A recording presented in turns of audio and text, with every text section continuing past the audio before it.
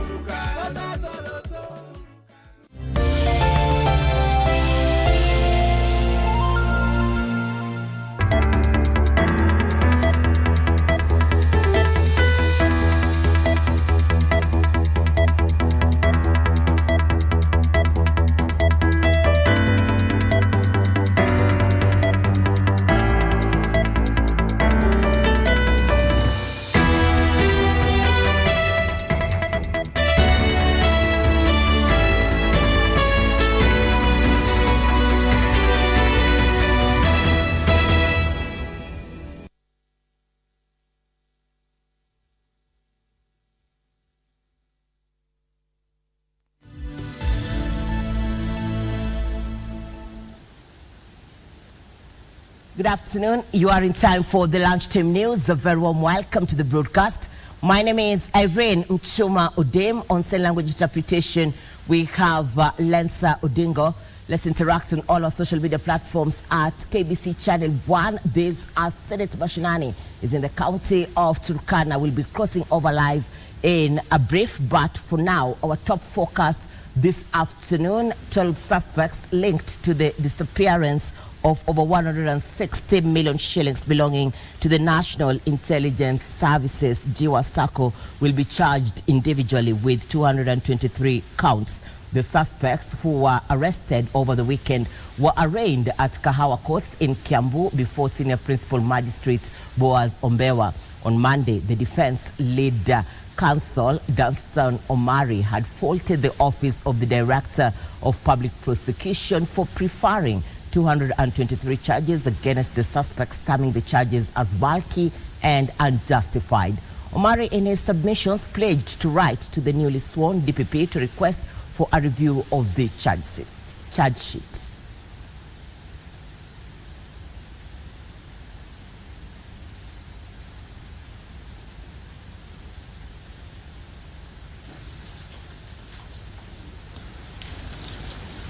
By the end, I follow through the process and then the set out. All right, time for us to cross over to Turkana. We have able team on the ground. This Senate Mashinani is in the region. Earlier on, we had various committees on the Senate engaging the health stakeholders as well as the security organs in the region. Kamche Menza is on standby. Kamche, good afternoon. Well, good afternoon to you, Irene Mchuma Odim, back in studio. Like you said, we are in Turkana County.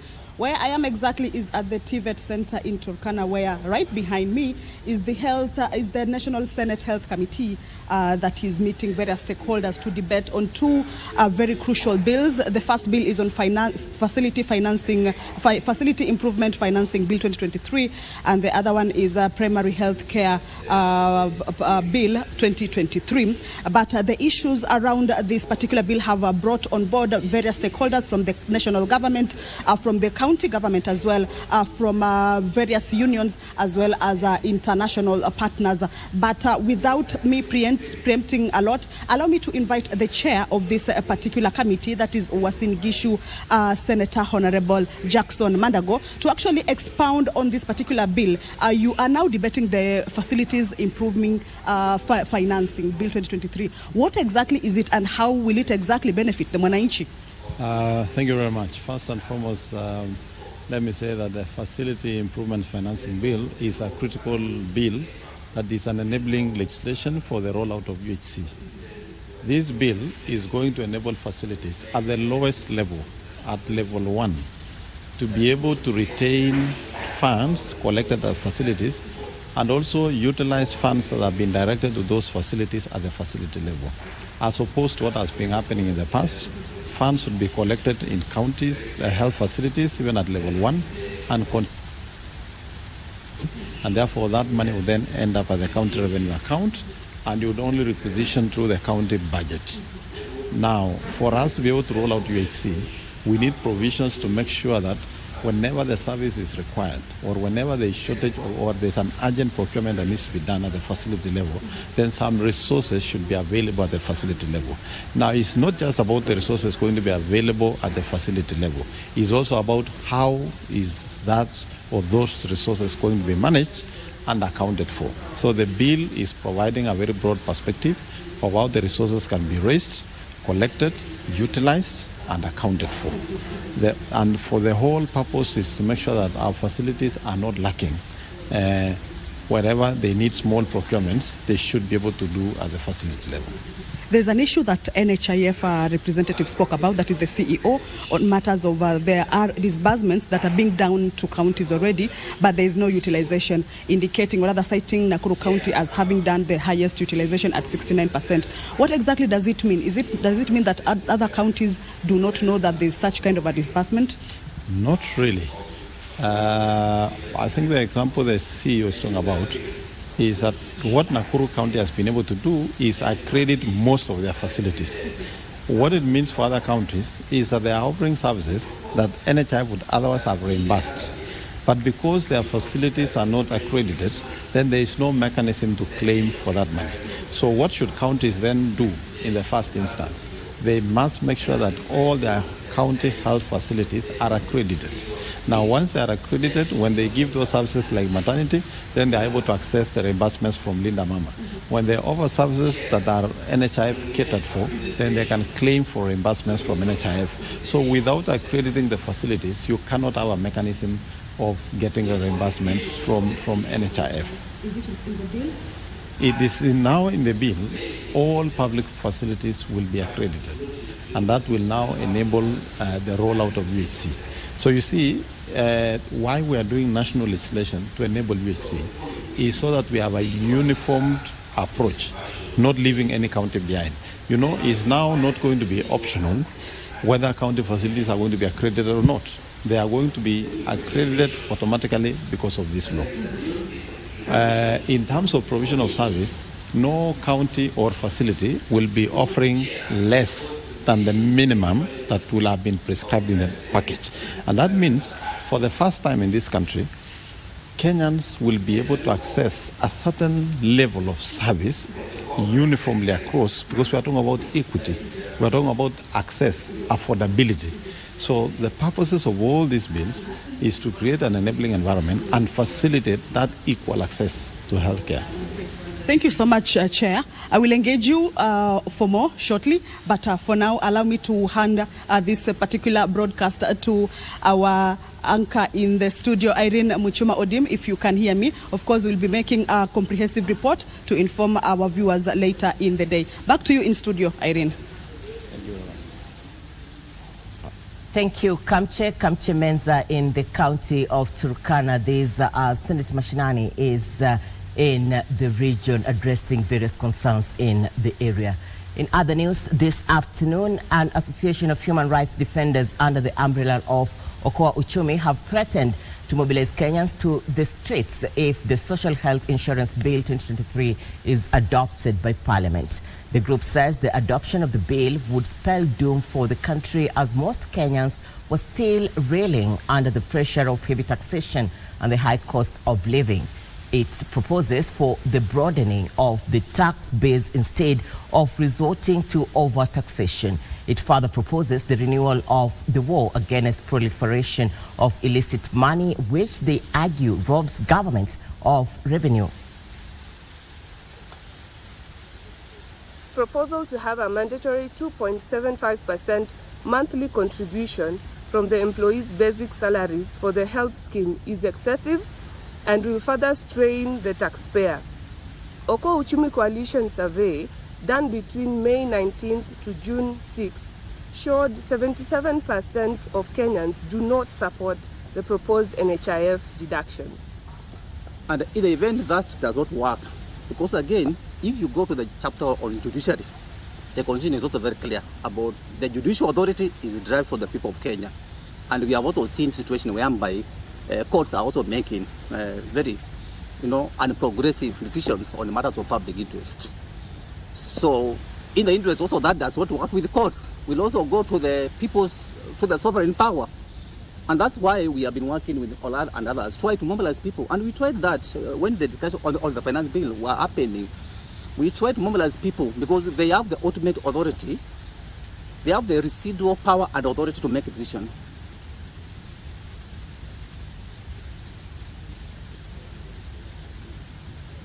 And in Bomas of Kenya, the county of Nairobi, the bipartisan talks are underway. My colleague Abdulaziz Hashim is with the team. Let's cross over and listen in. Improve on this and give it better form so that as we present even in Parliament or anywhere else, we'll have that beef of what this undue burden is all about. And I also like your provisions and your suggestions on the chair of the IBC. Fine, it's normal when you are in such a setup, it's good to lobby towards your part because you've said it must not be a lawyer only. Fine, we open it up. But in your presentations, it's clear that it's about maths. This is ICPAC, isn't it? And it's like the lobbying is very, very clear that the chair could probably come from the accountant section. Is that what I'm trying to understand it like? Thank you. Perhaps if we could agree, since you can see the pressure we are facing, and since some of these questions are related, you could just perhaps consolidate the answers in less than 5 minutes, please, kindly. And you could do further written submissions to buttress the points you already canvassed so far. 5 minutes or under, please. Thank you. Honorable MPs, Honorable Wajumbe, we recognize your presence, please. Kindly give us just 5 minutes to conclude this. You could do, if you don't mind, stand behind so that you don't intimidate the members who are of ISPAC who are presenting. Thank you, co-chairs.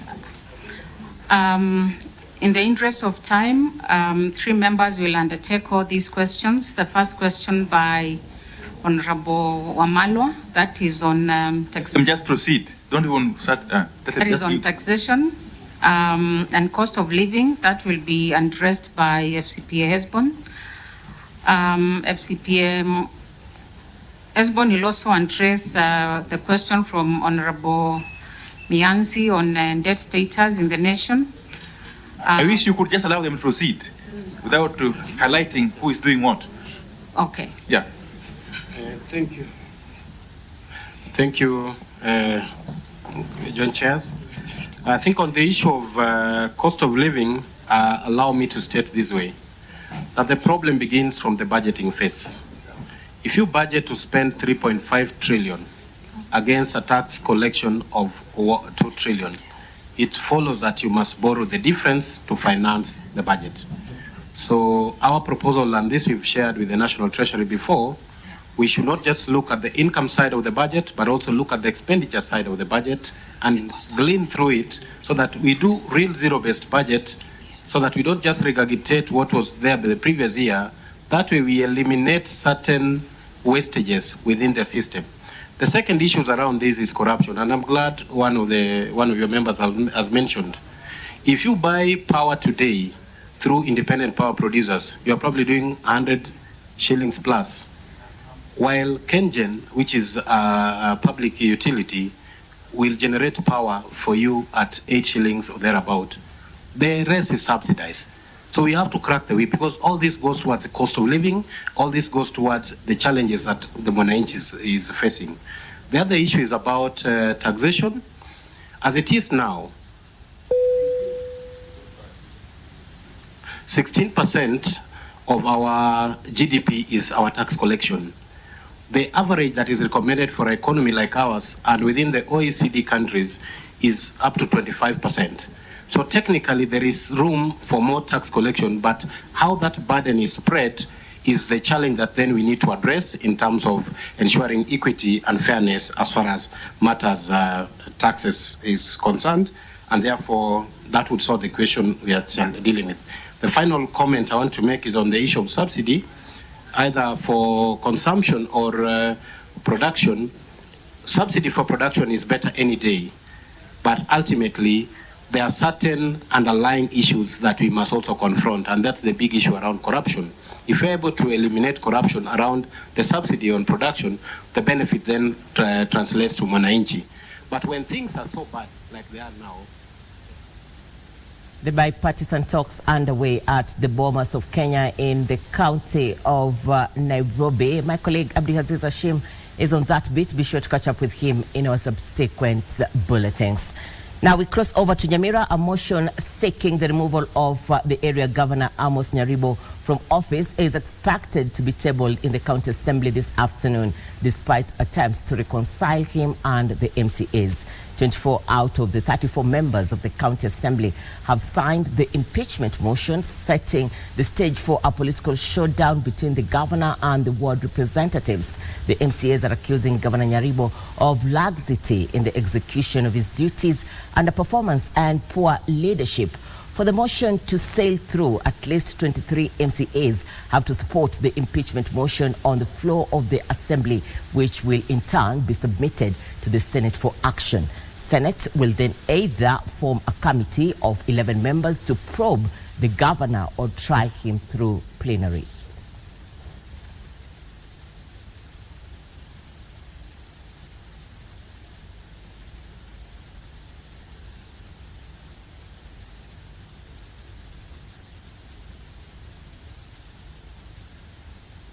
A male worker at the Naivasha sewer plant has died after being attacked by a school of hippos that invaded the facility. The worker was pronounced dead on arrival at Naivasha Sub-County Hospital. Area residents, led by ward representatives, have issued a 24-hour notice to the Kenya Wildlife Service to move in and evacuate the wild animals, failure to which they will kill them. Hatutaitikia tena wanyama kuwa wanaangaisha na kuangamiza maisha ya wananchi. Yule jamaa ameacha watoto wachanga sana, ameacha bibi mchanga sana, na hatutaitikia tena kama viongozi kuwa tunaenda kuchanga katika mazishi tu, na ilhali serikali iko na jukumu la kuprotect maisha ya hawa watu. Naona ni vile tutaendelea huko, hakutakalika juu hata hakuna offense ya kusuia wanyama kuingia huko ama watu wengine kuingia huko. Kama hiyo KWS inaweza kuja itolee hao wanyama mahali pale, wapeleke mahali sinastahili kukua.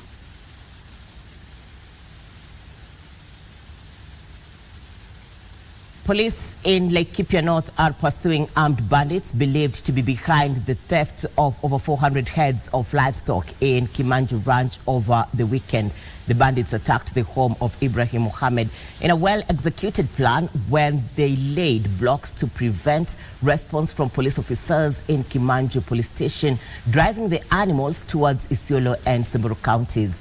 So far, 100 goats have been recovered at Wamba in Samburu County and ferried back to the ranch with 3 suspects in police custody. Residents claim people from the neighboring counties were working with the bandits and housing them when they planned and executed the raid. Mbuzi imebaki ni watoto tu ya mbuzi imebaki kitapaka. Ukiangalia hiyo mama watoto ile mbuzi walikuwa wanategemea kunywa maziwa imeenda yote. Lakini hawa watu wamekuja kuangaisha watu wetu kila saa kila uchao. Nataka kuhakikishia hivi, hawatatoboa. Na wakitoboa kubeba zile mbuzi ama kubeba ng'ombe, na wahakikishia ya kwamba zitarudishwa. Na pia watatiwa mikononi. Na wakishikwa wataozea njela. The National Assembly will resume its sittings this afternoon following a long recess. Part of the priority business this afternoon is the sugar bill, set for debate by the Committee of the Whole House. The sugar bill seeks to reinstate the Sugar Act repealed through the enactment of the Crops Act 2013 and also restore the roles of the Kenya Sugar Board currently undertaken by the Sugar Directorate of the Agriculture and Food Authority established under the Agriculture and Food Authority Act 2013.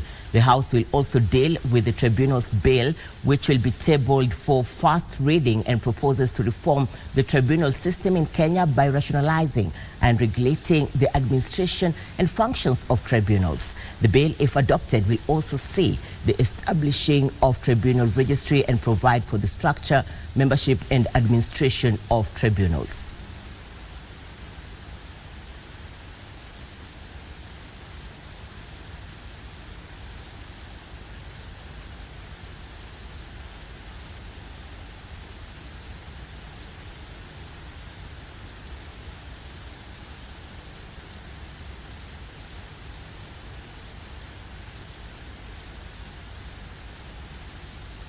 Water and Sanitation Principal Secretary Dr. Kiprono Rono has put on notice water cartel sabotage in Garissa County's water infrastructure for selfish benefits. Rono spoke at the governor's office during a tour of the county where he is launching several water projects.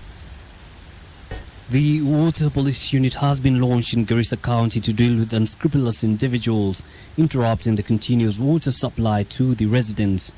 Water and Sanitation Principal Secretary Dr. Kiprono Rono issued a stern warning to those sabotaging the county's water infrastructure. All water pushers, if you are illegally getting water and destroying the infrastructure, your time has come to an end. Rono further directed the county's authorities to curb the crime and bring those abetting the vice to book. Government cannot invest heavily on water in Garissa County where there is Tana River and there is no water in Garissa. It is ridiculous. Garissa County Governor Nadif Jama adding that the devolved unit is committed to ensuring that all residents enjoy an uninterrupted supply of water. We're working together, county and national government, so that we can ease the problem of waters for Garissa residents. If you destroy any infrastructure so that you can siphon the water which has been treated by government using taxpayers' money, and you go and sell at an extra cost to make profit, that should come to an end. Garissa County residents have been complaining of inconsistent water supply due to suspected destruction of water pipes and illegal siphoning. Isufar reporting for Lunchtime News. Mombasa County leaders led by the area governor Abdul Samad Nasir have opposed the ongoing plans for the privatization of the port of Mombasa. The leaders claim the decision was made without the involvement of county leadership and are demanding for dialogue before any conclusion is reached. Trade and Investment Cabinet Secretary Moses Kuria has, however, defended the move, claiming it was part of a larger turnaround strategy that will benefit the coast people. Even after the port leadership tried to play down reports that the government was planning to privatize the Mombasa port, leaders from the county have continued to pile pressure on the Kenya Kwanza administration to come clean on details of the deal. During the commissioning of the Mombasa County Aggregation and Industrial Park in Bonje, Mombasa County, local leaders in unison opposed the privatization plan.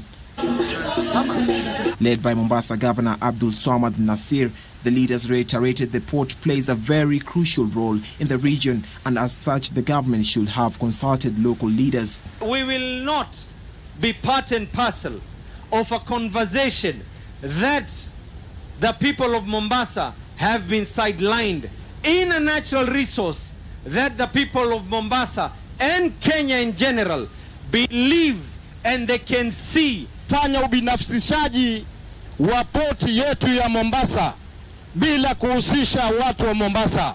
Hatuwezi kukubali poti yetu iuzwe kinyume kando na matakwa yetu. That we are opposed. We do not feel that privatizing the port of Mombasa is going to be helpful to the people of Mombasa. And if concession is deemed to be something that is going to be helpful to the people of Mombasa, then it should be done in the appropriate manner. The move has, however, gotten the backing of Trade and Investment Cabinet Secretary Moses Kuria, who says the move is part of a bigger turnaround strategy for the port and is meant to benefit coast residents. Mambo ni mawili mimi nasema. Either tuko na pesa yetu, kama hatuna pesa, tufungue mlango, mwenye pesa akuje. Lakini akikuja, jambo moja nataka kukubaliana na rafiki yangu gavana na viongozi wenu. Lazima viongozi wakae, waheshimiane na waongee. Lazima nikuelezee mimi maoni yangu ni haya kutoka hapa kwenda pale. Kaya. In the meantime, elders and religious leaders have questioned the feasibility of the proposal to lease some of the assets of the Kenya Ports Authority to private firms. The leaders argue that the move not spites principles of the Constitution, particularly on public participation. Wakati linazungumziwa vile linazungumziwa, tunatoneshwa sisi. Maana ukitaja bandari umegusa roho ya wapwani. Hili ndo tegemeo la wapwani.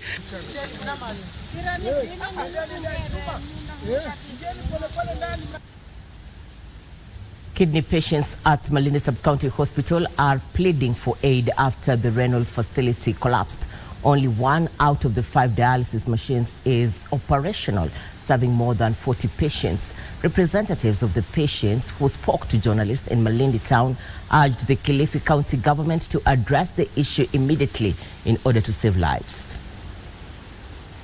Nafanya dialysis mara 2 kwa wiki na imetuathiri kwa sababu sasa hivi hatuwezi tukapata hiyo huduma kwa sababu ya mashini imebaki moja na wagonjwa tuko wengi. Tumejaribu kuingia kwa administrator kuona ya kwamba tutapata usaidizi, lakini hakuna usaidizi juu mashini ni moja, wagonjwa ni wengi. Hata wengine ukiwauliza pengine madaktari wenyewe wale manurses wanasema kwamba kuna wagonjwa ambao wamekuja sasa hivi na wanatakana wafanyiwe mara moja kwa sababu wao wametoka mbali.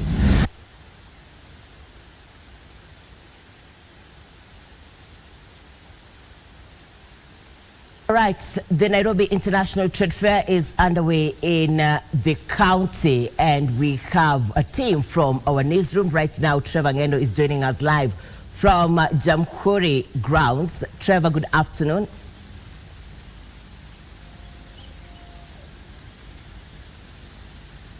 A very, very, very good afternoon to you back at the coming to you live from the Nairobi Trade Fair, where the Society of Kenya is organizing an agricultural show here. Today is day 2 of a 7-day agricultural show happening here. Yesterday we had it opened by the chairperson of the Agricultural Society of Kenya, the chairperson of the Nairobi International Trade Fair. Today we had Governor Johnson Sakaja coming here.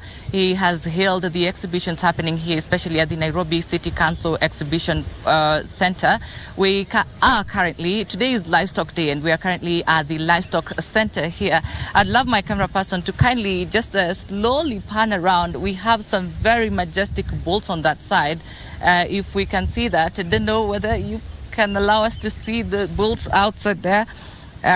We are here where we have a vibrant team of experts and livestock experts here, as well as enthusiasts of animals. And I'll be joined by now Mwavali. He's the judge here. They are looking at what is happening here in terms of the presentations that are happening here.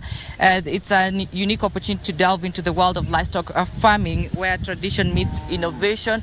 I would love to engage Mr. Mwavali here to tell us more. Mwavali is a judge here at the International Livestock Trade Fair. Thank you so much for joining us this afternoon.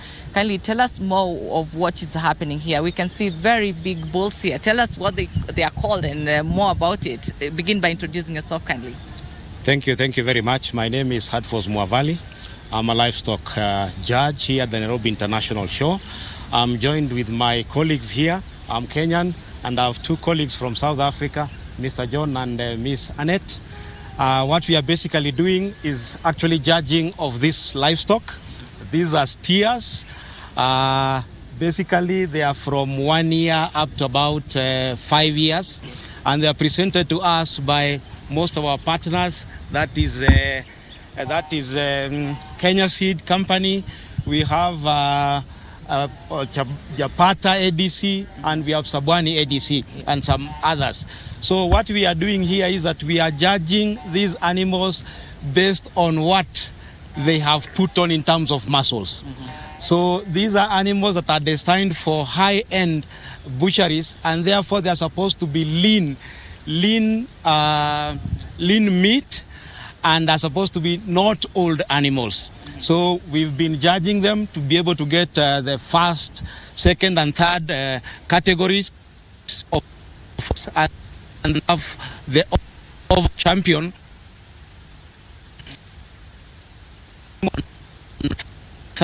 We'll be having an auction yard whereby these the show champion and all those that got awards inside the classic. So basically that's what we've been doing around. All right, tell us, for example, we're seeing, you said they're called steed. How easy is it, for example, approximating it, and also how what's the commercial value of this cow? Now these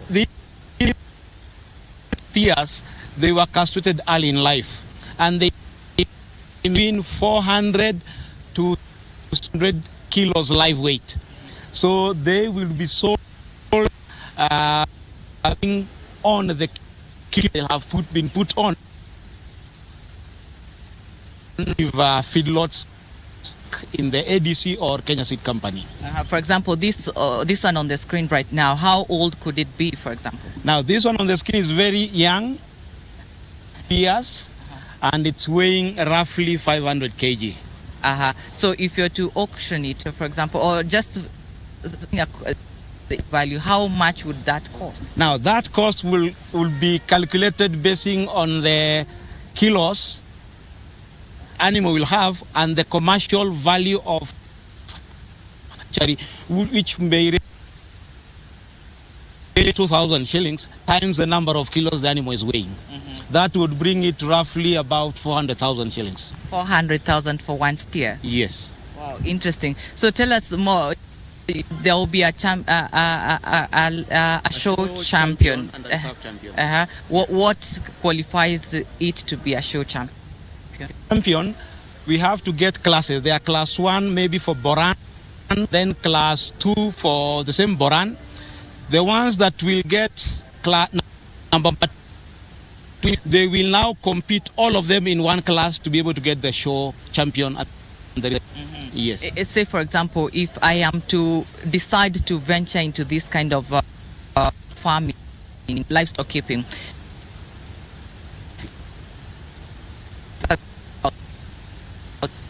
kind of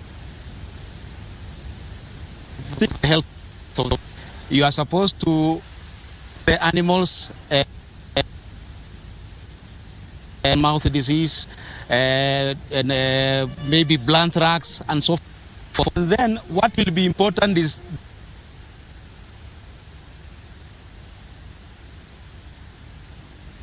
apologies for the technical hitch. Trevor Ngeno trying to give us his best from the Jamhuri grounds. This as the Nairobi International Trade Fair enters day 2.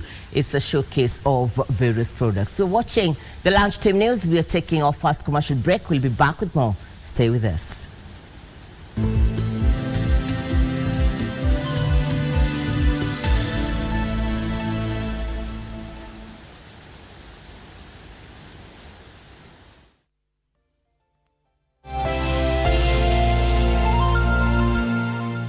The Senate will hold its sittings dubbed Senate Mashinani, Turkana County from 25th to 29th September 2023.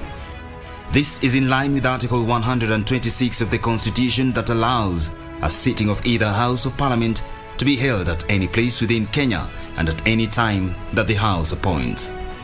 The sittings will highlight the critical role the Senate plays in the interlinkage between the national and county levels of government and enhance the interaction between the Senate and county government as a means of bringing the Senate closer to the counties and the general public.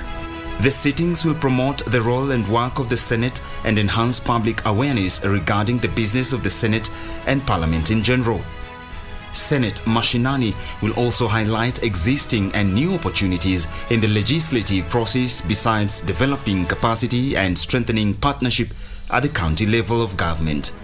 The Senate invites members of the public to meet and interact with their senators and follow deliberations of the Senate during the sittings. The scenic cradle of mankind, reincarnated to play cradle to devolution. Senate Mashinani welcomes you home. 1 year in office, 23 ministries. Time to review the journey in implementing the bottom-up economic transformation agenda. What is your assessment of the government's performance? Will they ace the performance test? Tune in to KBC News at 9 p.m. for the government scorecard. You want me to stay here? Yes. I might end up getting involved with my brother.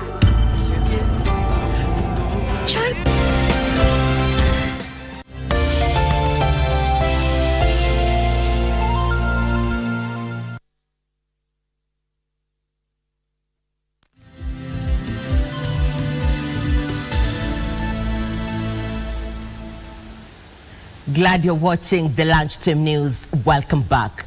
Now, at least 130 informal workers in the county of Kisumu are set to undergo a trade and suitability test courtesy of the partnership between the National Industrial Training Authority Kisumu office and the office of the Kisumu Woman Member of Parliament. The move is geared towards increasing the employability of the beneficiaries, now as Wycliffe Okech reports.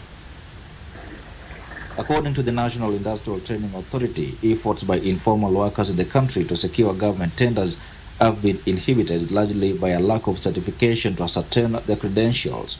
To address the setback, the government is now rolling out a program seeking to certify qualified informal workers after completing a trade and suitability test. Initially, we were focusing on formal sector, where people come and train, then we take them for trade test. But now it's a requirement that we focus on the informal sector, where the majority are. The Office of Kisumu Woman Member of Parliament has sponsored at least 130 informal workers drawn from different areas of the informal sector in the Lakeside County to benefit from the program. Most of them who are here now are going to do the first basic test, which is grade 3, and then later on, if they qualify, they go to grade 2 and then grade 1. And that means that therefore they can now start getting jobs in the different sectors, even if they did not have formal education from before. The identified informal workers will be tested before being graded for eventual certification in December this year. The National Industrial Training Authority is urging potential beneficiaries to take advantage of the program as it targets to certify at least 10,000 informal workers from the Western Kenya region in line with the government's bottom-up economic transformation agenda. It's important for us to ensure that we can give the young people hope that even if they didn't go to the school and do the formal training, they can now get into grade 3 and end up even having diplomas. Because a lot of them are actually doing this under the stewardship of some of their relatives, who then, because they're just there, they get the skills, they're the ones who do the work, but they have nowhere to move from. So they have no hope, no future, because they have no certification. The certification process starts by registration, booking for trade test, the lowest level grade 3, then they can do grade 2, then grade 1. And this is done at NITA Kisumu for the Western region. NITA is also urging elected leaders to join the course to empower informal workers in the country. For Channel 1, I am Wycliffe Okech.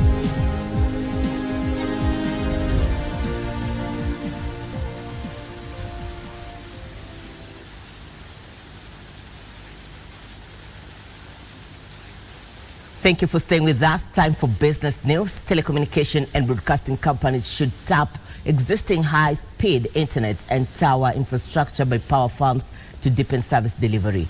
Energy Principal Secretary Alex Washira says the infrastructure by firms such as Kenya Power and Ketraco could help telcos and broadcasters increase their reach, especially to remote areas.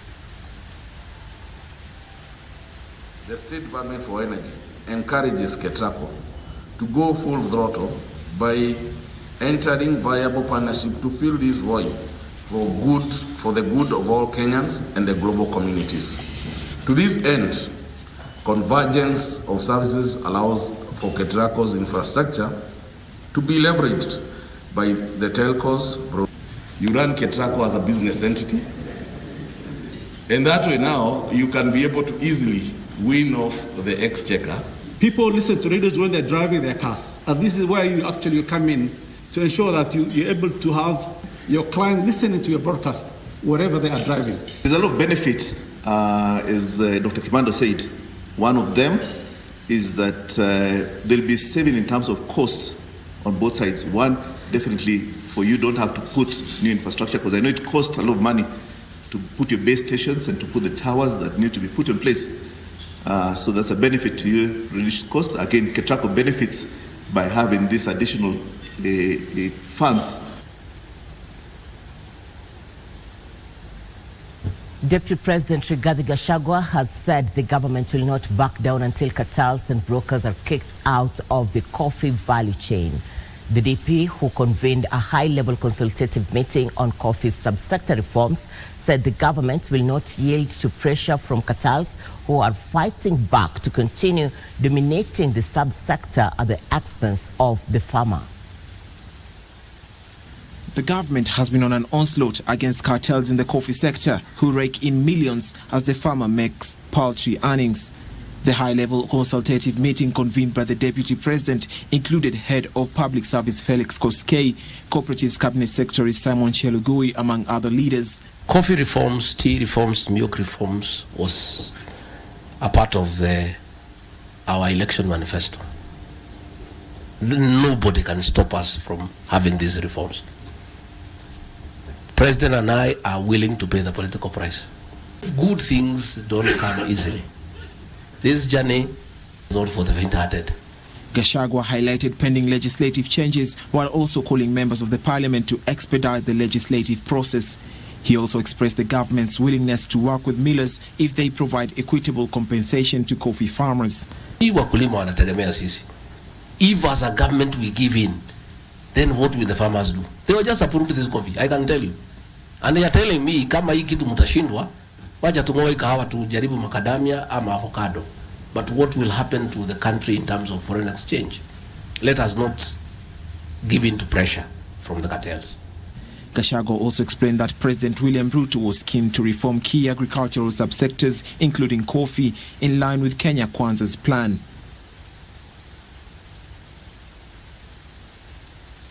The Kenya Plant Health Inspectorate Service is raising concern over increased circulation of counterfeit seeds ahead of the short range planting season. KEFI's head of seed certification and plant variety protection, Simon Maina, is urging farmers to check out a sticker with serial numbers and a short code number on certified seed packages for verification before buying the farm inputs. Currently, we have seed that has been harvested. The seed we have available now, we have up to 17,000 metric tons of seed of maize, which is in the process of being processed to be availed to the farming community in the month of October. Part of this seed has been grown within the country, and part of it has been imported.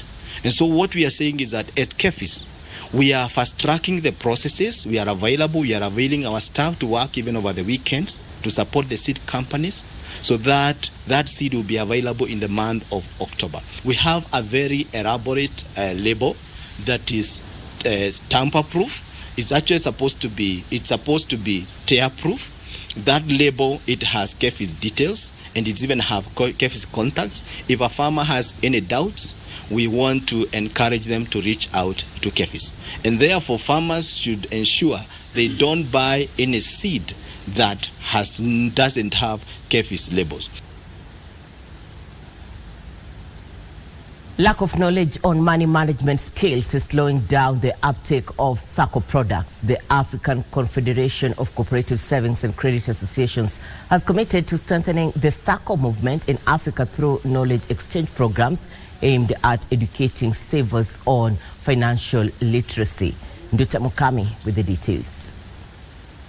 SACCOs are increasingly playing a vital role in driving financial inclusion in many parts of the world, especially in developing countries. Through technology, SACCOs can offer tailored products and increase their reach to new members. This has, however, been hampered by low financial education and empowerment, as most savers lack the requisite knowledge on money management skills. SACCO business model is about inclusion, not exclusion. Some of the things we are going to discuss in the meeting to see how can we have more young people within this particular space, so that a country like Kenya with high unemployment rate, can we use the SACCO business model to create employment and to add value to our citizens. Stakeholders say there is a need to increase access to affordable financial services and products for wider populations, especially low-income households and micro, small and medium-sized enterprises. This, they say, will lower barriers to entry evidenced by increased efficiency and lower cost of transactions. Once we attend these forums, we learn the best practices, and that is how we create confidence within our members to join more people, more Kenyans to join the cooperative movement. Regulatory bodies are in the process of reviewing policies to ensure compliance in order to increase transparency in the management of SACCOs. We and the regulator and the ministry will continuously be relentless in ensuring protection of members' funds, protection of contributors' funds, because we are driving a narrative that a shilling in a SACCO is as good as a shilling in a bank.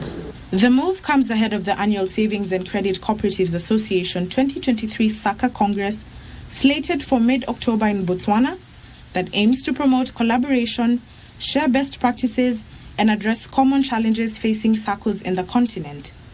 Ndutamo Kami for Lunchtime News.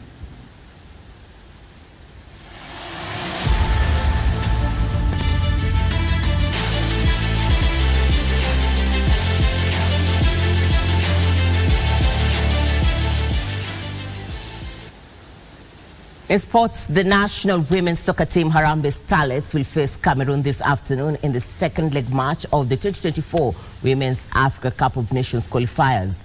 The match is scheduled to be played at 3 p.m. at the Nyayo National Stadium. Starlets have a chance of going through to the second round of the qualifiers if they beat Cameroon this afternoon by a 2-goal margin or win 1-0 and triumph on penalties. The team suffered a narrow 1-0 loss in the first leg in Douala on Friday. The aggregate winner of the tie will face either Botswana or Gabon in the next round of the qualifiers later this year. Botswana hammered Gabon 4-1 in the first round of the fixture on Friday to stay on course for the second round.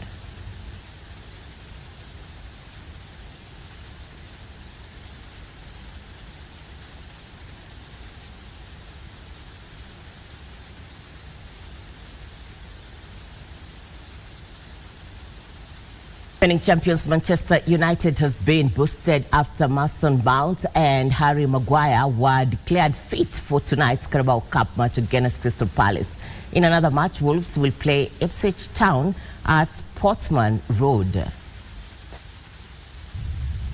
Mason Mount is in line to return for Manchester United in today's Carabao clash against Crystal Palace at Old Trafford, with Harry Maguire also fit to start.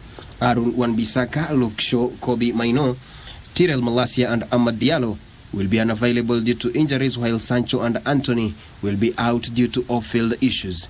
Crystal Palace will have a boost as Philippe Mateta eyes for the best.